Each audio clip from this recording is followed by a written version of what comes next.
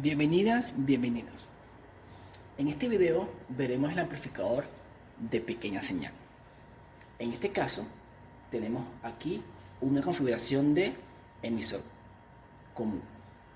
Lo nuevo de este circuito es que le estamos acoplando dos condensadores que se dice condensador de acoplo. Repito, tenemos una configuración de emisor común y le estamos colocando tanto en la entrada de la base como en la salida del punto del colector, le estamos conectando dos condensadores de acoplo. ¿Para qué son estos condensadores de acoplo? Cuando se le quiere introducir una señal alterna y que mi transistor lo pueda amplificar sin que haya una distorsión de esa señal, es necesario estos condensadores, ya que el condensador en corrientes DC funciona como un circuito abierto y en corriente alterna funciona como un cortocircuito.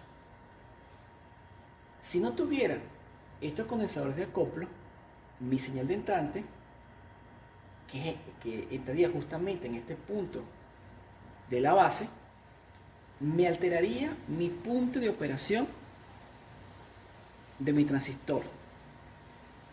Esto ocasiona que no se tuviera un punto exacto si estuviera en amplificación o saturación. Luego, en mi salida, producto de la tensión calculada de este punto para acá, que ese sería mi voltaje de colector, mi señal de salida, que ya sale de forma distorsionada, se me anexaría al nivel de C producto de la salida de este punto del voltaje colector. Entonces, tendría una señal sumada a una tensión DC, o la salida se le suma un nivel DC al cual la señal ya viene alterada. Entonces tenemos una señal totalmente no óptima. Con el acoplo de mis dos condensadores, yo protejo que la señal de entrada salga exactamente a la salida, en este caso amplificada.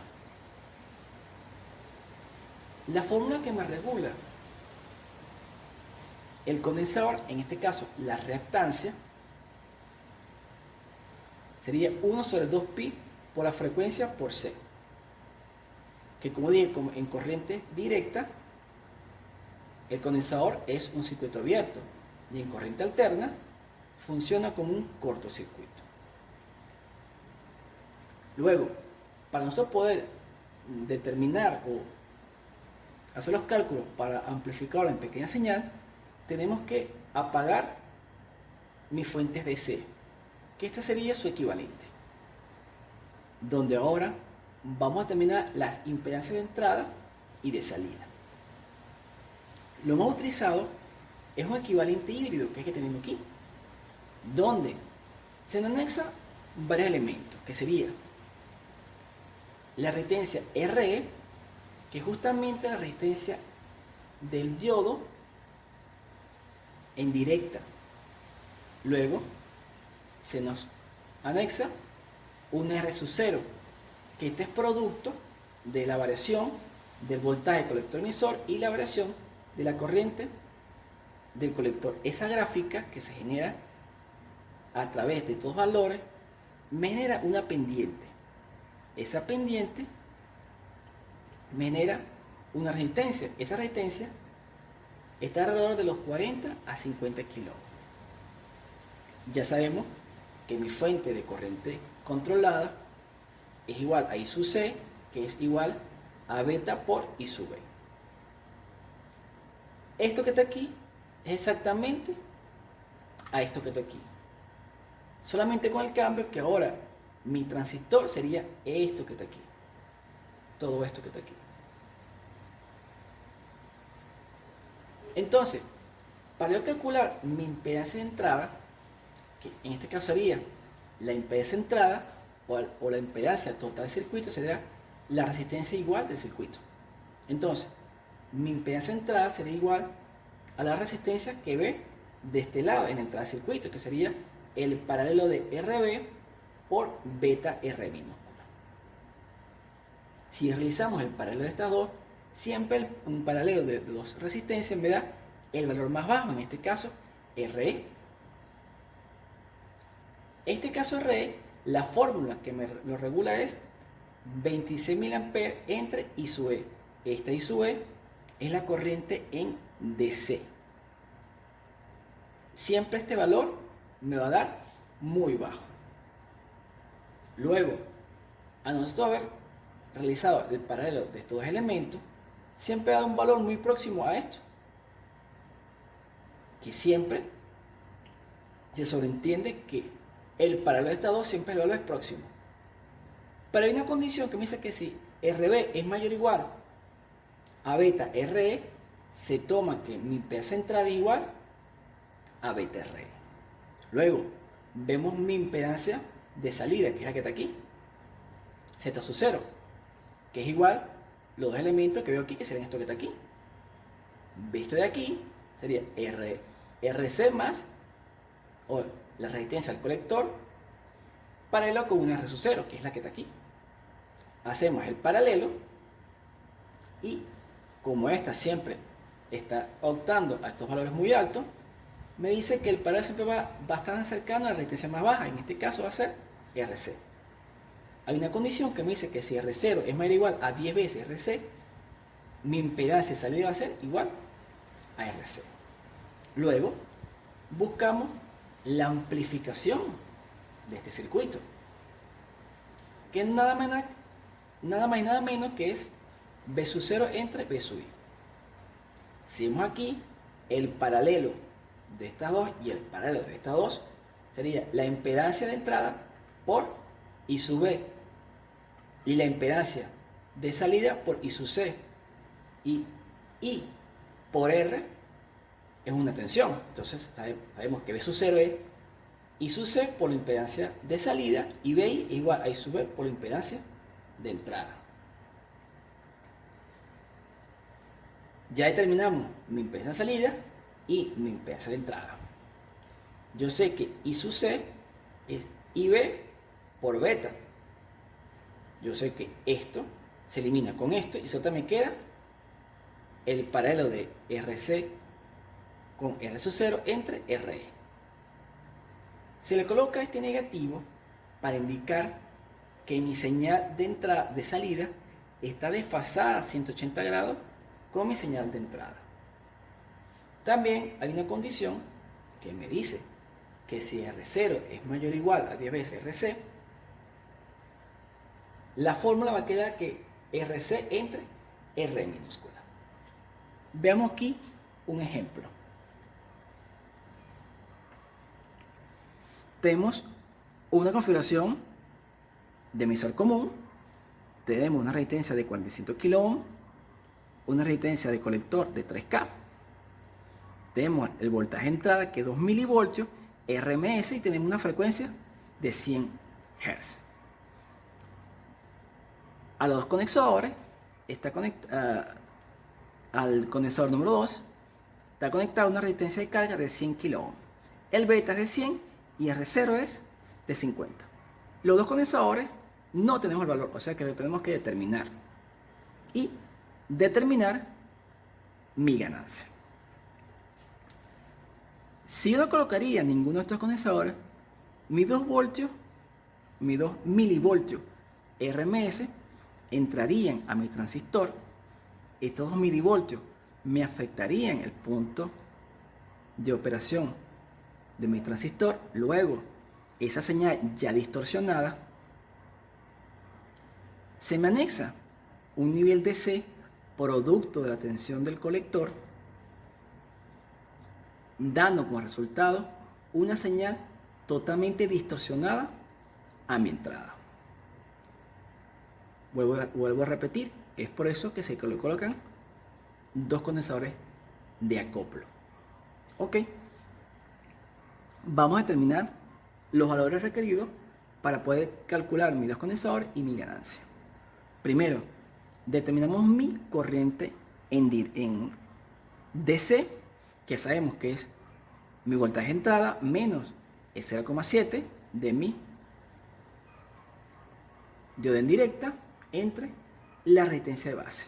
Esto me daría 24,04 microamperes. Luego determinamos mi corriente de colector, que es multiplicando el beta por esto, y me da 2,40 miliamperes. Ya sabemos que I sub C es relativamente igual a I sub E, y aquí podemos determinar mi R minúscula, que sería 26 milivoltios entre la corriente que acabamos de determinar. Y esto me da 10,8 ohm, o sea que esto es, la resistencia es muy pequeña. Determinamos mi impedancia de entrada. Vamos a esta condición que sea RB tiene que ser mayor o igual a beta R minúscula. Ok, veamos la comparación. RB es 470 kilo ohm, y si multiplicamos 100 por esto, entonces la resistencia RB es mayor a beta RE. Se cumple la condición, entonces se dice que mi impedancia de entrada va a ser el valor de beta RE. En este caso sería 1,08 kilo ohm. Luego determinamos mi impedancia de salida. Vemos la condición primordial, que sería que R0 sería mayor o igual a 10 veces RC. Ok, R0 es 50K, y si multiplicamos 10 por 3K, entonces sería que esto es mayor. Entonces se cumple la condición que Z sub 0 sería igual a RC. En este caso sería 3K. Con estos valores, ahora sí podemos determinar mi condensador 1, 2 y mi ganancia. Hay una condición que me dice que la reactancia tiene que ser menor a 0,1 por la resistencia. ¿Cuál sería esta resistencia? En este caso, para mi condensador 1 sería esta resistencia que está aquí. Entonces, yo digo que la reactancia en el condensador 1 sería 0,1 por 470 kilo ohm. Eso sería igual a 47 kilo ohm. Determinamos mi condensador 1, que sería 2pi por la frecuencia por la resistencia que acabamos de determinar, y esto me da 33,8 nanofaradios. Siempre se recomienda buscar el valor comercial posterior a este valor. Obviamente que este valor no es comercial, entonces se busca el valor posterior comercial a este valor. Luego buscamos el valor de C2. Buscamos primero la reactancia, que es 0,1. En este caso, C2 se busca la resistencia que está directamente conectada a la salida, o en este caso, la señal donde va a recaer, o digamos, la carga donde va a recaer mi señal de salida. En este caso son 100 kilo ohm. Entonces, decimos que 0,1 por la resistencia de carga donde va a recaer mi señal de salida será igual a 10K. Determinamos mi condensador, que será 2pi por la frecuencia por la resistencia ya calculada. En este caso me da 159,1 nanofaradios. Como acabo de decir, este valor no es comercial y se busca el valor posterior comercial a este valor para efecto de una práctica real. Luego determinamos mi ganancia. Mi ganancia, como sabemos, es voltaje de salida entre entrada, y está regulado por estas dos ecuaciones, y me da una condición que dice que R0 es mayor o igual a 10 veces RC. Ya esta condición está comprobada, que es cierta. Entonces podemos tomar esta ecuación, que es RC entre RE minúscula, que esta que está aquí, que sería 3K entre R minúscula, que sería menos 277,7. Esto sería mi ganancia. Ahora, ¿cómo podemos determinar cómo afecta esa ganancia a mi voltaje de entrada? Multiplicando o determinando mi salida, mi voltaje de salida. Entonces seríamos, multiplicamos esa ganancia por mi voltaje de entrada. En este caso me va a dar 0,55 voltios. ¿Qué sucede? Estos 0,55 voltios se ajustan al rango de voltaje, el cual controla mi circuito amplificador. Es por eso que se le dice amplificador de pequeña señal, porque mi señal de entrada tiene que ser muy pequeño. ¿Por qué razón? Si nosotros le colocamos, en este caso, 1 voltio RMS y mi ganancia es 277,7, entonces va a haber una señal de salida de 277 voltios, el cual mi alimentación no puede suministrar. ¿Qué efecto me genera eso en mi salida? Que mi señal va a salir totalmente saturada. ¿Cómo saturada?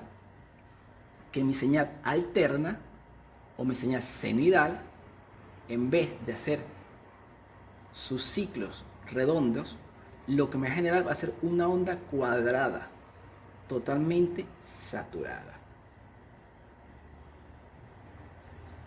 También hay que acotar que justamente esta configuración de emisor común no es la más apropiada para realizar un amplificador, ya que esta configuración,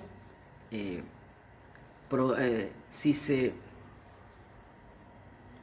es afectada por cambios bruscos de temperatura, mi beta puede cambiar. Como esto cambia, también puede cambiar el punto de operación. Entonces, se recomienda otro tipo de circuito que lo veremos en el próximo video. Muchas gracias.